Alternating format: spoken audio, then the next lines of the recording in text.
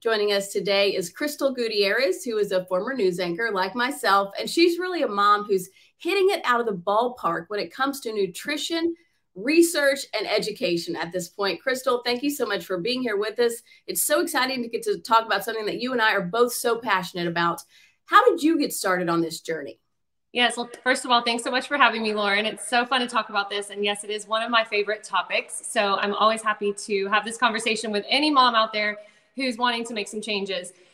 So we kind of got started on this journey back in 2018 when I was working a morning shift on a morning show. I was about 34 at the time, but I was exhausted. And I was like, what in the world is wrong with me? I am not that old. Why am I so tired? I can't even make it through the day without tons of caffeine. And I also knew that I wasn't eating very well because we were eating a lot of fast food because my husband and I were both working, kids were busy. And so you just hit that drive-through and it's just the easiest thing. And so I knew that that wasn't going to be sustainable for the long term. So I went and got our blood work done. I did, my husband and I both. And we found out we were pretty unhealthy, shocker.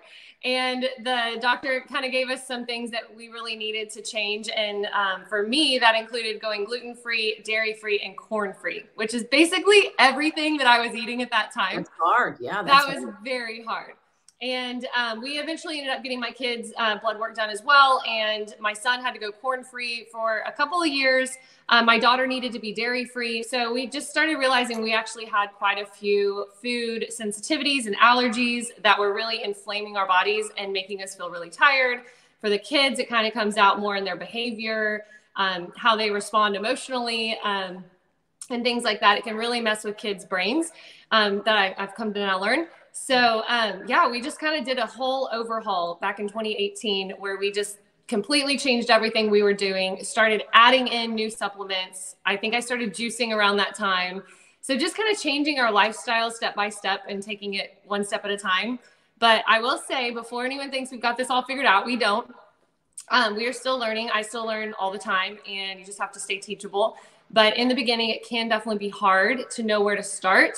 And so I'm glad we're having this conversation, because if any of you out there are thinking, yes, we need to make changes, but I have no idea where to start, well, we have some hopefully good tips for you. So this is a good conversation.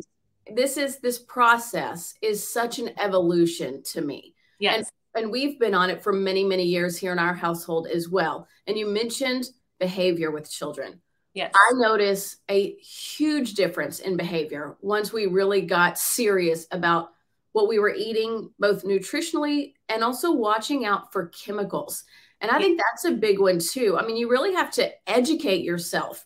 And I think that's what it's all about, is like encouraging people to get out there, be proactive, learn and educate yourself. But should people start with kind of looking at those chemicals and what they're eating, do you think?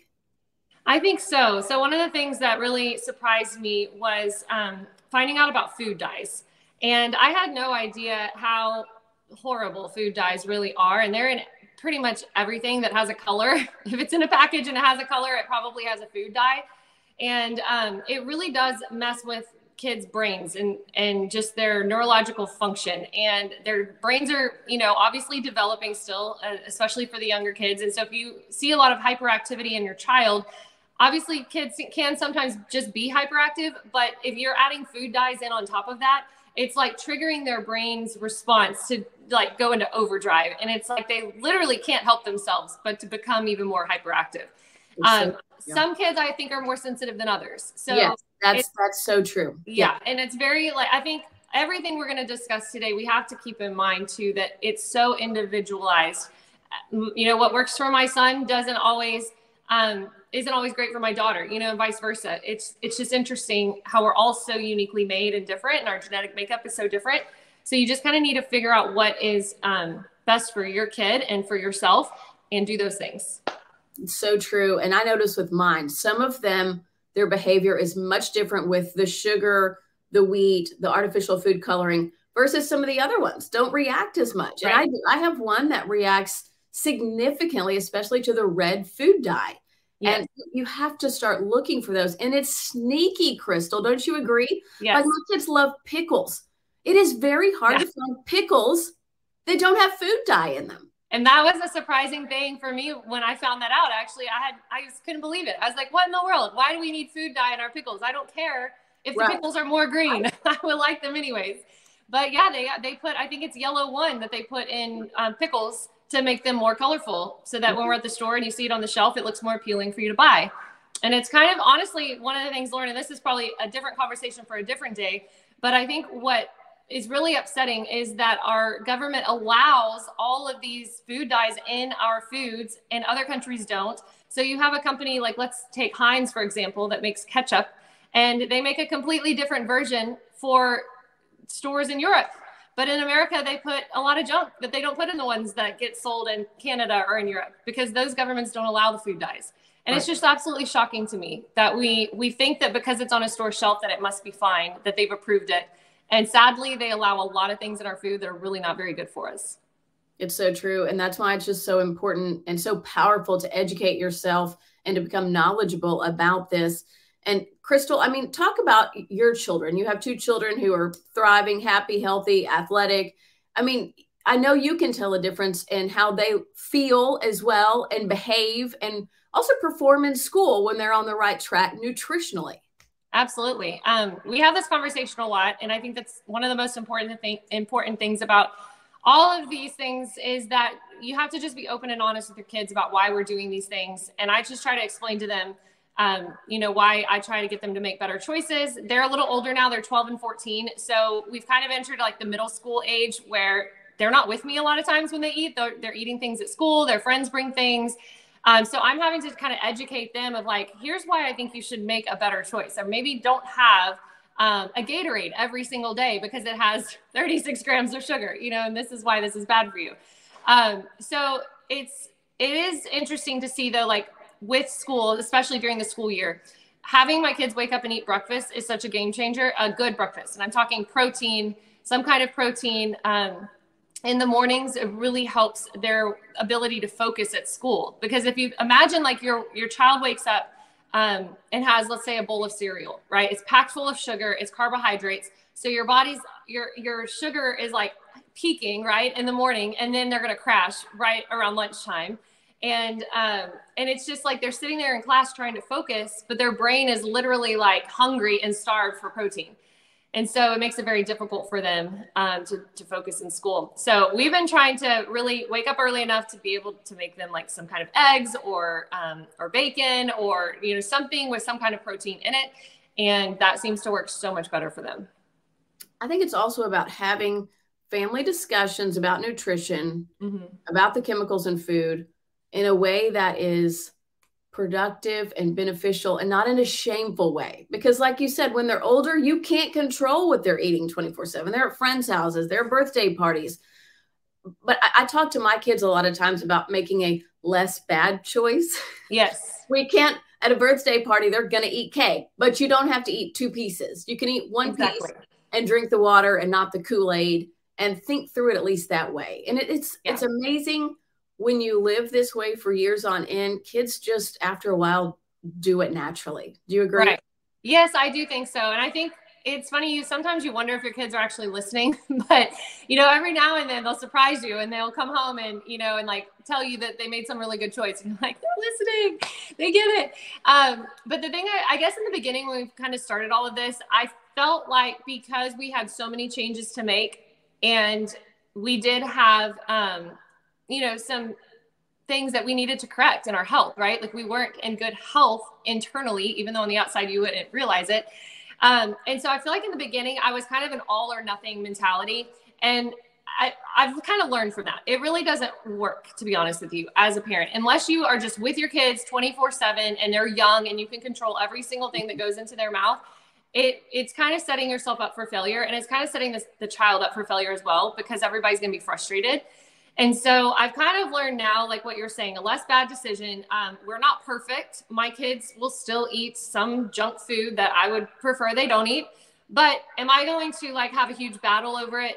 I prefer not to. I'm instead, kind of still talking about it. Like, okay, I really don't think that's a good choice, but like, yeah, go to the birthday party and, eat a piece of cookie cake because I know you like it and you're a kid and like live once, right? You gotta live your life.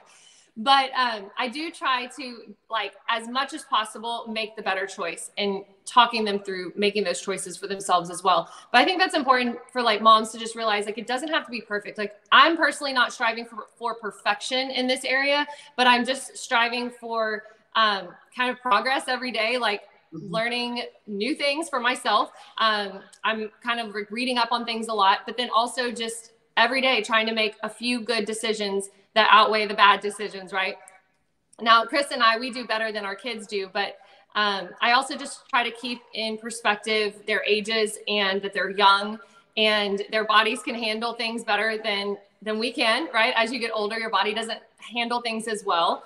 And all the while trying to like teach them why Chris and I eat as good as we do, and you know, and why they need to keep that in mind as they get older. So I don't know. It's kind of this balance where I feel like I wish they would eat better.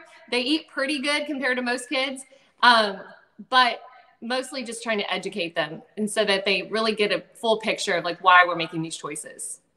And it is worth mentioning, Krystle's husband, Chris, was a former co-anchor of mine when I was in the TV news business. Yeah. So we have that connection as well. He used to joke that you kept him in line at home and I kept him in line at work. That's good. That's good. There would be times I would see him like looking at some of the snacks there and I'm like, don't even, not those. Yeah, I know. He's good at rationalizing too. Like, well, it's not that bad. No, it's, I mean, you know, there's got to be balance. You can't, I mean, some people are just like, you know, really hardcore. I'm not that way. I try to just be reasonable about things. And I am hardcore on gluten. I am 100% gluten-free all the time. There have been times where I get off track with that and I feel it. And I'm like, why am I even doing this to myself? So I get back on track with it and I feel great again. But for the most part, like I said, I just try to make better decisions more than I make bad decisions. Right. And for the most part, we do really, really well. Chris and I do. The kids though, you know, it's a struggle with kids. It just is, but we're doing the best we can. And I think like probably all of you watching out there, you're doing the best you can. And I think that if there are things you need to change, there are some really easy things you can start with that are like, just take like one step at a time. And so when I started changing things with the kids, I would just take like every week, I would focus on one thing that we needed to change. So like for us, it started with sodas. So we started out and we're like, no more sodas, right? So like you don't need, that's like a really easy thing to cut out. And if you just cut that one thing out, you're decreasing the amount of sugar you intake so much just from cutting out sodas. So it's like, okay, sodas aren't a thing anymore. That's not gonna be our norm. We'll have like maybe one soda on a weekend when we're eating out or something. That's like the treat, right? That you get to have on the weekend. But cutting that out of your diet every day, and even like Gatorade too, the things that you don't typically think of, like Gatorade, sweet tea. My daughter was drinking sweet tea the other day. I looked at the bottle and almost fell over. It was 44 grams of sugar in one bottle of sweet really? So I had to tell her, like, Caitlin, you cannot drink these anymore. I'm sorry. This is not like, okay, you just can't. And really, if we want to say, well, like, why sugar? Why are we hating on sugar so much? And I will say for kids, how many of you noticed a ton of absences at your schools following Halloween? The reason being, you have all these kids loaded up on sugar and they're completely depleting their immune system in the process. And not to mention the daily sugar that most kids eat every single day. It just runs them down and eventually they're going to get sick. And so that's the thing I mostly tell my kids. I'm like, look, this is not just because I'm being mean and I don't want you to enjoy something that tastes good. It's because literally I don't want you to be dealing with sickness, you know, in a few weeks because you're overloading on sugar. It's so true. And you have to also consider juice. You know, my kids do have juice some, but I very much limit that, especially for the older ones. Yes. You know, I still have a 3-year-old at home. So, you know, if he has a juice a day or something like that, it's not the end of the world. But the juice, the sugar really adds up there. And look, it's natural sugar, but it's still sugar. Yes. Excuse me. No, it's okay.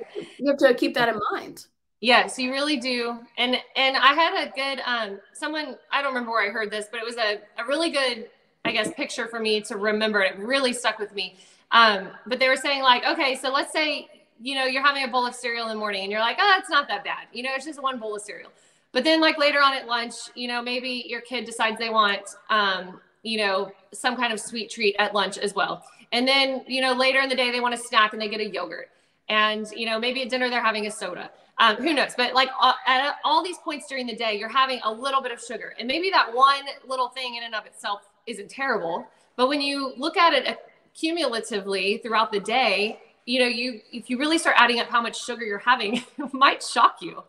So that really stuck with me when they showed this picture of like, you know, piling it all on top of each other. And you're like, wow, like, yeah, we're eating way too much sugar. Like, this is not good for our bodies.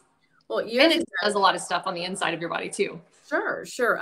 Years ago, I was having blood sugar issues. And I remember the doctor saying, I want you to meet with my nutritionist. And I said, absolutely not. I know about nutrition. No. He said, no, I really want you to meet with my nutritionist. Yeah. And so she asked me, what do you typically have for breakfast? I said, oh, it varies. Some days I'll have a banana. Some days I have, you know, some coffee. She goes, sugar in the coffee? Yeah. Some days I have yogurt. Sugar in the yogurt? Yeah. Some days I have oatmeal. Sugar in the oatmeal? Yeah. She's like, okay, so you have sugar, or a sugar. And I'm like, sometimes I have a bagel. And she's like, and sugar. Yeah, you're like, well, when you say it like that, it sounds really bad. Yes. So she's like, no more sugars or carbs, like heavy carbs like that for breakfast. You need to switch over to protein. And I mean, like when you are having blood sugar issues, you feel awful. I mean, awful, like headaches all the time, no energy, horrible brain fog, like confusion. I mean, it's awful to deal with. So imagine how a kid would feel going to school and being asked to behave, sit up straight in class, listen, focus, and do work and think. I mean, it's like we're asking our kids to do a lot, but we're not giving them the fuel their body needs in the mornings most of the time. At least I wasn't before I made all these changes. I mean, we were popping Fruit Loops and, you know, who knows what in the mornings. Like it was no big deal because that's just kind of the normal standard American diet. And then you send them off to school and expect them to excel without having what they need to be able to focus. Because like we can't even focus when we don't get those things, you know? I know a lot of people will say that they have trouble getting their children to eat vegetables. I know that's a recurring theme from a lot of people that I hear. What do you suggest on getting kids to try new things or maybe sneaking in vegetables and dishes they already like? Yes. Okay. So it is tricky, I will say. And it depends on the age of your kids because I feel like when kids are younger, they don't notice as many things and you can kind of slip some things in. As they get older, they start paying attention to what you're cooking in the kitchen. And you do have to be a little bit more creative.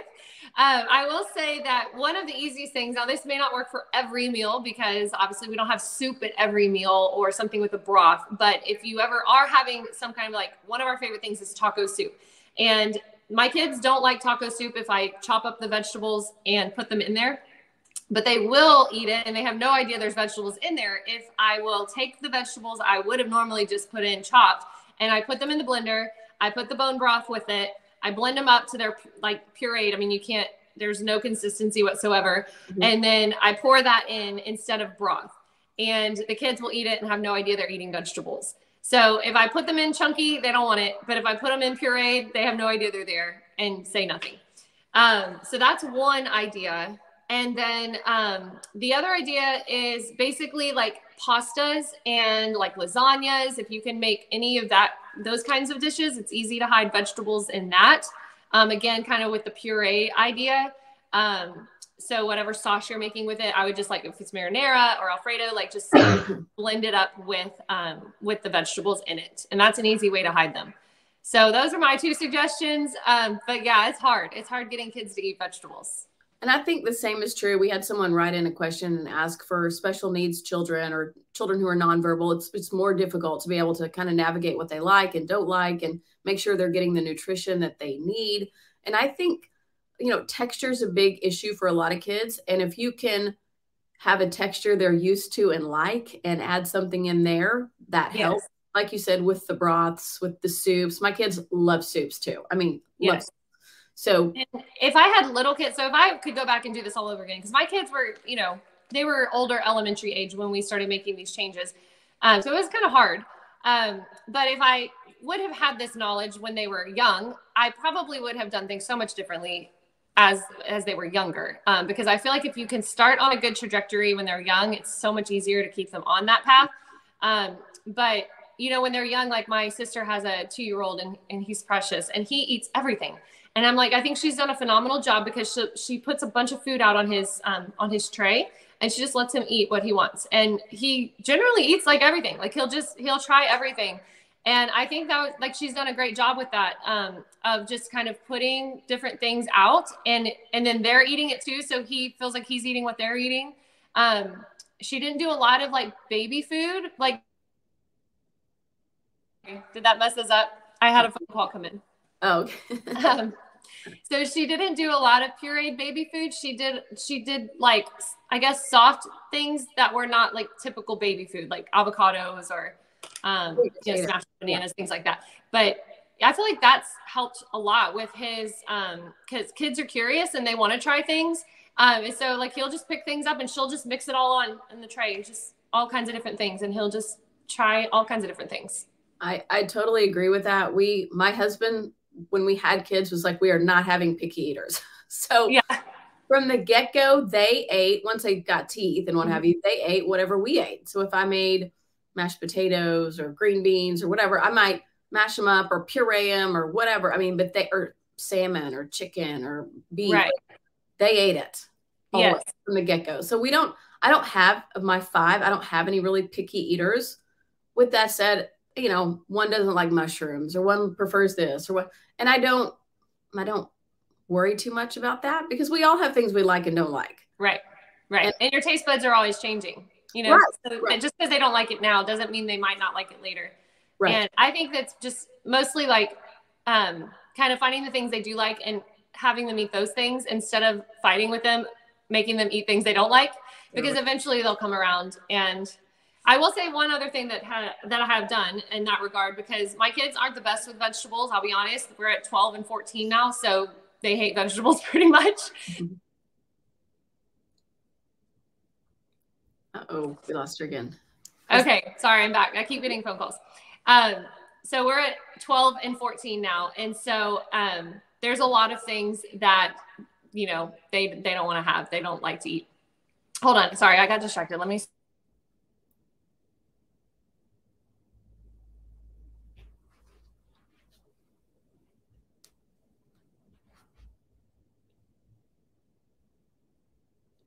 You still there, Krystle?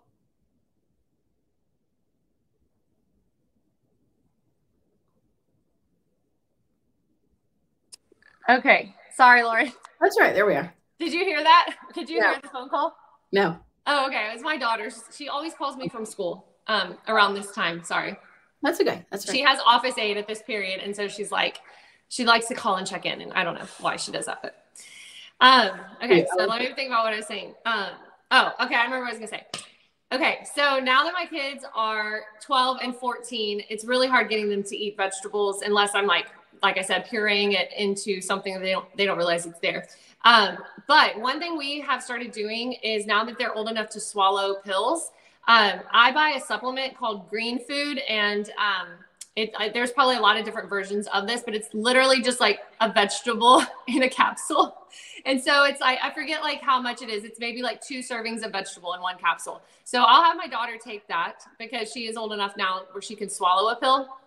And so that at least helps me feel like, okay, she may not be eating it, but at least she's getting some kind of nutrients, from taking that supplement. So that gives me a little more peace of mind. That brings up another good point, though, because I think you have to watch with vitamins. Vitamins have a lot of artificial colors. They have carrageenan in some cases. You really have to watch the ingredients of what's in those as well. Especially the gummy ones. Yes, the gummies. Now, my dentist was like, the gummies are a no and a no, because my kids were getting cavities. And he's like, do they drink sodas? I said, no, juice, not much. So finally he said gummy vitamins. And I'm like, yes. So we cut those out. So there actually is a Flintstones version that doesn't have any of the bad stuff in it. Oh, that's good to know. And it's just the old school, kind of crunchy tablet type ones. Yes. Don't love the taste, but they don't mind the taste. But that's what we do. Because I do feel like still there's days where, they're not eating either enough good stuff, or, if there's a bag of chips around, that's the other thing I was going to ask you about, snacks. Because if there's a bag of chips in my house, my kids don't want dinner. They want chips. Of course. That's So way tastier. yeah. So, I mean, I literally have gotten to where I'm like, no snacks in the house. That way you have to eat dinner or lunch or breakfast or whatever. What's your take on snacks? So it's funny because Chris and I actually, we kind of see this polar oppositely. And so Chris hates snacks. He's like you. He's like, we shouldn't have any snacks in the house because then that's all they want to eat. And then they will, especially our son. Our son is like Mr. Snack. And all he ever wants to eat, he'd eat that all day, every day if he could. If he could survive off of like chips, that's what he would choose. So it's funny, but I personally like having snacks, and I more so because maybe I don't know why. I mean, I see his point, but I think the reason is I feel a little bad for them that they get home from school. They've had this long day and they're hungry. You know, they haven't had lunch since around 11 or 12. And now they're home. It's like 4 o'clock. And for my daughter, it's even later. You know, she does after school activities now. And so, you know, I'm like, oh, I kind of feel bad for them. Like they're hungry. Like I remember coming home from school and being hungry, you know, like just let them have a little snack. It's fine. So, okay. My thought on snacks is I've tried to find a happy medium. We do limit snacks. So my rule was you can pick 2 snacks from the pantry, but then after that, it has to be something from the fridge, which means you're getting fruit, basically fruit. So you're getting fruit, maybe yogurt. But yeah, you have to have something fresh after you've already had your 2 snacks from the pantry. So that's kind of my rule of thumb. Maybe 1 snack from the pantry would probably be a little better, but you know, I'm a softie sometimes when it comes to that. But I brought some of my favorite things that I will say. Here's where we can go into like this versus that, right? Like making the less bad decision. So I'm gonna give y'all some suggestions, okay? Here's one snack that my son loves, and this is a better version of microwave popcorn, okay? I don't know if you can see. Yes. This is one of his favorite snacks. It's really yummy popcorn. Okay, is this perfect? Probably not. But is it better than, you know, some of the other brands? I think so, because it is non-GMO heirloom corn, and it just doesn't have as many bad ingredients as some of the others. So that's like, okay, we'll do that every now and then. And then these chips are another one of our favorites. These are like a healthier version of Fritos. So if your kids love Fritos, Fritos are probably GMO corn. These are not. These are heirloom corn, a little bit better. These chips are some of our favorites, the Siete brand. I love everything Siete makes pretty much. They have tortillas, they have chips. What else they have? You probably buy some Siete stuff too. They have cookies. They have some like sweet treats now too. They have some different cookies and stuff. That's like probably one of my favorite brands. One of my top 5. I think they're my favorite brand too. Yeah, because they have so many good things. And they're like, what I always look for, here's the thing too. If you don't understand how to read ingredients yet, that's okay. Where I would start is look for what has the least amount of ingredients. That's what I did in the beginning, because I was like, I don't really know what I'm looking for, but I know that this item has like 10 ingredients, and the same item over here, but a different brand, has like 4 ingredients. So I'm going to go with the one that has less ingredients. That's kind of a good general rule of thumb until you can start learning more specifics about what the ingredients actually are and what you really should avoid. But Siete is awesome. All of their products are amazing. We use their tortillas, love them so much. Let's see. Okay. These are one of my son's favorites as well. I say I'm like leaving my daughter out, but she's not a big snacker. So it's like, I buy the snacks for him pretty much. Made Good. This is like also an awesome brand. They have granola bars. They have cookies. I think they even have chips. So again, these aren't perfect, but if you look at the ingredients on here, they're definitely a lot better than most cookies out there, and they're gluten-free. So I really like that. Anytime we can get gluten-free with the kids, I will do that. Okay, I have a couple more. King Arthur brand. This is also one of my favorites for baking. So this cookie mix is super easy to make if you don't have time to sit and make like homemade cookies. They're also gluten-free. You can make them dairy-free. Really tasty. The kids love these. And their brownies, also amazing. So I'm like going, we obviously have sweet tooths around here. Okay, for dinner, love these rolls. Have you ever had these, Lauren? Yes, I love those. They're so good. Yes. Yes, because this is like I feel like when you're gluten-free, you don't get a lot of bread. You know, you just don't. Like, it's just the reality of being gluten-free, unless you're making it at home. And, you know, Red Lobster, their biscuits are so amazing if you ever have eaten there. And so it tastes just like the ones at the restaurant. Like, I wish they had these at the restaurant. We don't really eat at the restaurant that often, but or like ever really, but we love those biscuits. Okay, last but not least, easy switch, chocolate chips, enjoy life. They're dairy free. And I was shocked when I looked at regular chocolate chips, all the junk that's in them. Yes. And these have like literally, I think the ingredients are just like, yeah, it's cane sugar, unsweetened chocolate, cocoa butter, and dried rice syrup and salt. So, but like if you look at, you know, like a regular brand, they have so much stuff in it. And I'm like, why do we need all this stuff? Mm-hmm. And these taste great. They are wonderful. So those are some of our favorite items. I just pulled a few of our favorite snacks, but yeah, so I do snacks. It doesn't bother me. Again, I'm not looking for perfection over here, but we're just doing the best we can. And so I try to put things in our pantry that are not terrible, but still somewhat of a treat for them. And then I make them get fruit once they've maxed out on their pantry items. Well, and I'm the same way. Mine do snack. They take snacks to school, and they don't like to take fruit in a bag or, you know, banana because they said it's messy or it gets smushed or whatever, which I get. That's probably true. So we do snacks. We do popcorn, different things like that. There's some corn chips that I let them have because the ingredients are corn oil, and salt. Is that the best choice? No, but I'm more comfortable with that. And I use that term a lot. I'm more comfortable with those ingredients. Because is that what I prefer them to eat? Probably not, but it's less bad. Right. So we'll go with that all day long. And keeps them happy, where they don't feel like, you know, there's times where they're like, we eat weird. No one eats like us. I just want a donut. Well, I eat donuts from time to time. Yeah. You know, they're not deprived. Right. But we have treats. You know, like my kids asked my dad one day, did you used to drink sodas when you were a kid? And my dad said, yes, I did. It was great. Like maybe once a month, maybe once every other month, I got to go down to the diner, and it was like a fountain drink, and it was like, you know, small, maybe 6 ounces. And it was great. And they're like, 6 ounces, like every other month. You drink? And he's like, yeah, it was a treat. That's what a treat is. You don't do it often. Right. So I'm like, yeah, if you want that much soda every other month, let's talk. But when they understand that concept of a treat, it's not every day that we have cake. It's not every day that we have a donut or birthday cake or whatever. Then they start to understand that, and it does sink in. You know, I try not to nag. I try and have productive conversations, and I let them make decisions a lot of times when we're out eating, and they're like, oh, well, I'm going to get this. And I go, okay, let's see how we feel tomorrow. And then the next day they're like, my stomach hurts. I thought I was going to throw up last night. I don't think I'm going to have that anymore. Right. So you see the fruits of your labor. Certainly. Do you agree? Definitely. Yes. And, you know, it's really hard, I think, teaching kids this whole concept of thinking of their future, right? Because they're kids and they just don't think big picture yet. They're thinking what they want right now.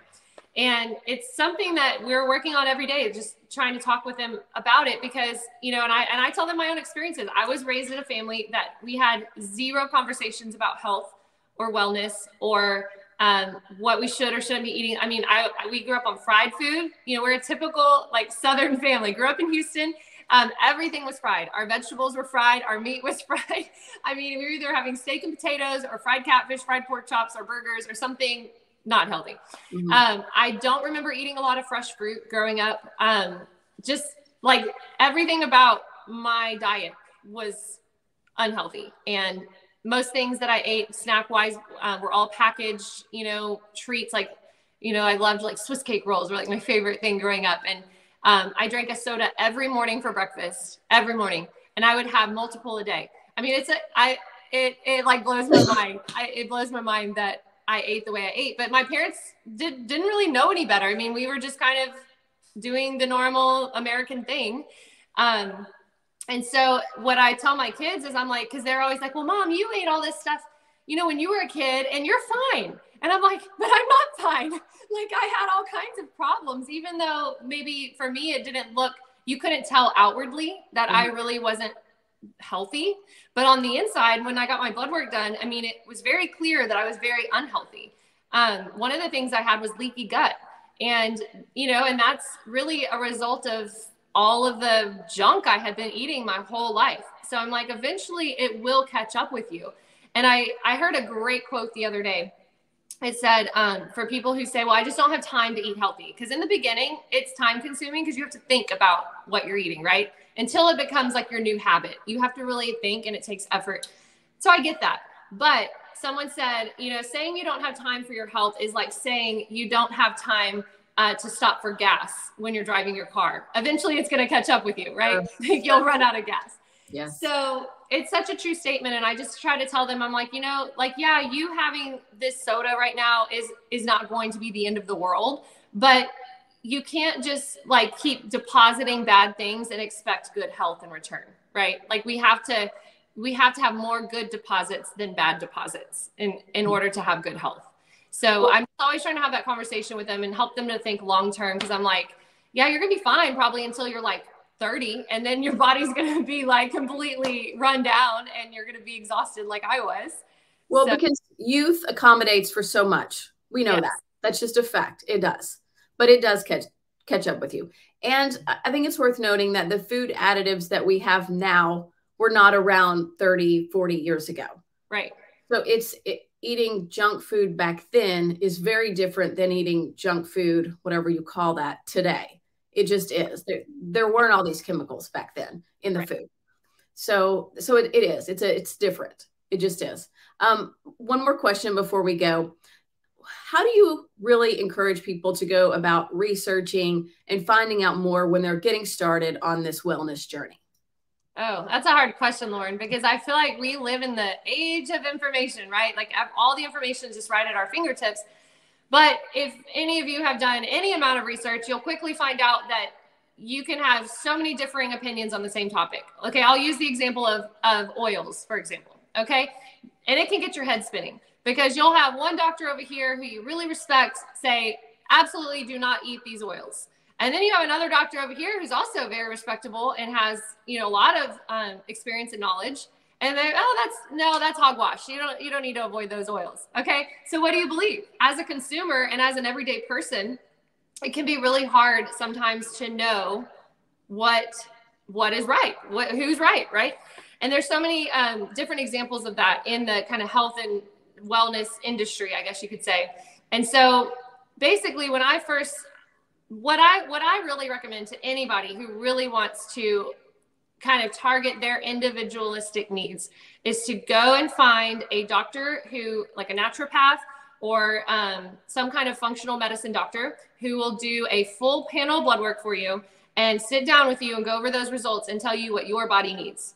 And then start there, because it can be really difficult when you start going online and just trying to find like a general kind of plan for you that's going to work that like we're not all the same, right? So you can't just go online and just find like what's going to be best for me. There are some general things, obviously, like sugar is not good for anybody, no matter what your genetic makeup is. We should all be limiting our sugar. But maybe some people can handle gluten better than others. Some can handle dairy better than others. So it's just like, you need to really sit down. And yes, I know that is a financial investment, but it is worth it because it's going to give you the information you need for yourself to be able to do what you need to do to help yourself. Now, in terms of, like I said, the general information that's out there, I do a lot of reading. I try to find doctors that I respect who have a lot of experience.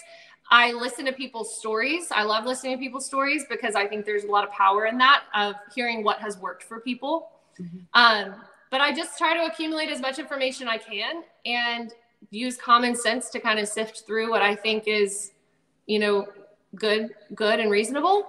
Mm-hmm. And what's going to work for our family, right? Like, I mean, we're not perfect. And I've said that a million times, we're certainly not perfect. So I don't want to portray that we are, but we're just doing the best that we can and trying to make the best decisions we can with the information that I have.